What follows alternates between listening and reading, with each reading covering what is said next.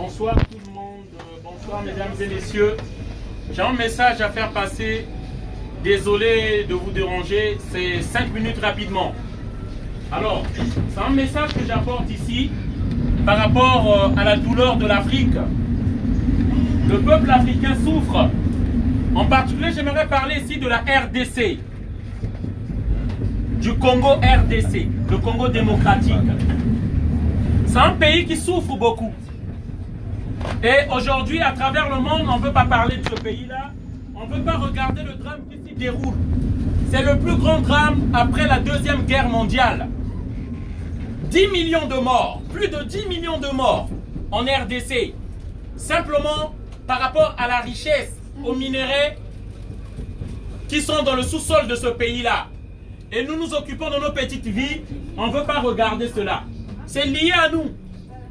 Directement ou indirectement, nous sommes liés à la RDC. Nous avons les portables.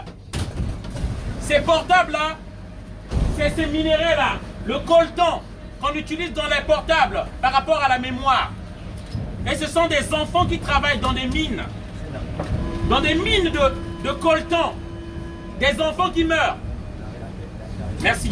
J'ai pris mon temps aujourd'hui pour venir parler de ce drame-là.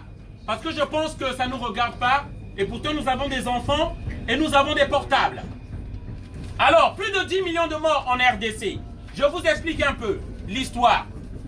Avant l'indépendance de la RDC, Léopold II, le roi belge, par des travaux forcés, si tu n'atteignais pas ton quota, il te coupait la main ou on te tuait. Il a assassiné plus de 15 millions de Congolais de l'époque, dans les années 1800. Soit la moitié de cette population-là pour avoir la richesse, pour qu'on lui produise du caoutchouc pour les qui servaient aux pneus des vélos et des voitures.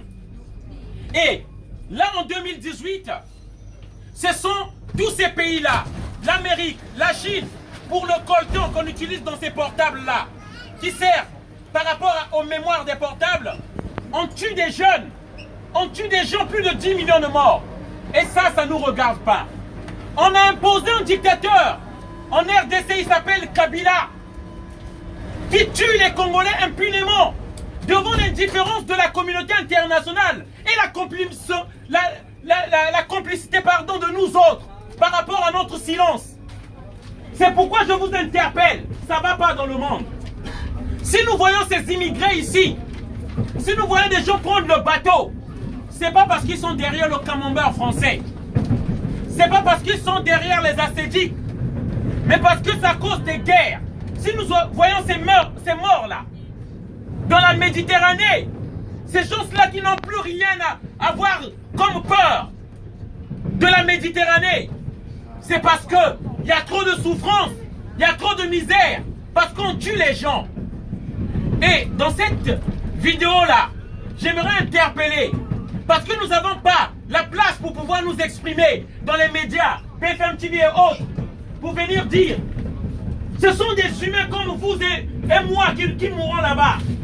Il est temps qu'on se lève et qu'on regarde cela en face. Il y a des gens qui meurent dans la Méditerranée. À cause de leur argent en RDC, ils sont en train de mourir. Parce que Apple a décidé de faire tuer les gens, de faire armer les gens pour ses bénéfices. Et ça, nous ne devons pas accepter cela.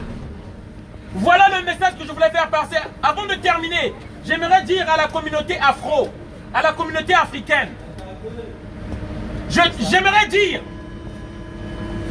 la théorie de Willie Lynch, où on nous dit, on va nous opposer par rapport à nos différences, par rapport à nos lieux de naissance. Il faut opposer les Africains ou les originaires africains par rapport à leur lieu de naissance, par rapport à la couleur de leur peau. Je tiens à dire à la communauté antillaise, à la communauté afro, il est temps qu'on s'unisse, il est temps qu'on élève nos voix pour tous ces frères qui meurent de la Méditerranée. Il est temps qu'on s'élève, il est temps qu'on enlève notre peur. Tu vas faire quoi pour ça? Pour dire à toutes ces personnes-là qu'il faut qu'on arrête ces multinationales qui s'enrichissent sur le sang des Africains. Il est temps qu'on se lève, qu'on se mette debout et qu'on dise stop. Voilà le message que je voulais faire passer ce soir encore une fois de plus. Parce qu'il y a des Africains qui meurent. Nous avons un pouvoir de vote. Il faut voter ces dirigeants-là qui ont un programme pour l'Afrique. Voilà, désolé de vous avoir dérangé. Je vous souhaite une bonne soirée à tous. Merci encore.